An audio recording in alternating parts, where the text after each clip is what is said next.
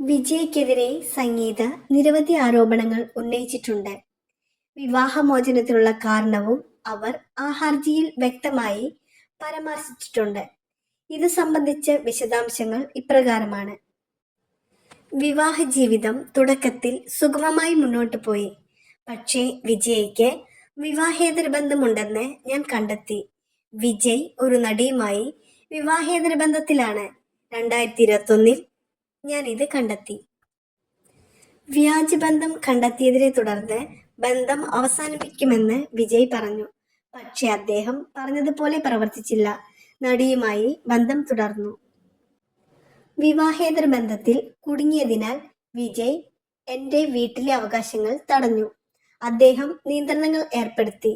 പണം ചെലവഴിക്കുന്നതിൽ നിന്ന് അദ്ദേഹം എന്നെ തടഞ്ഞു. ഇത് എന്നെ മാനസികമായി ബാധിച്ചു.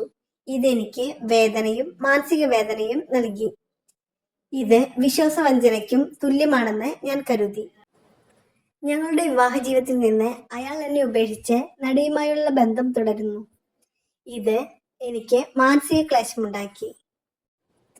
വിജയ് ഒരിക്കലും തൻ്റെ പ്രവൃത്തികൾ ഖേദിച്ചില്ല. പകരം ഒരു ഭാര്യ എന്ന നിലയിൽ ഞാൻ ആസ്വദിച്ച സൗകര്യങ്ങൾ അവൻ നിർത്തി. എനിക്ക് മാനസിക വേദന നൽകാൻ വേണ്ടി മാത്രമാണ് വിജയ് പോയത്.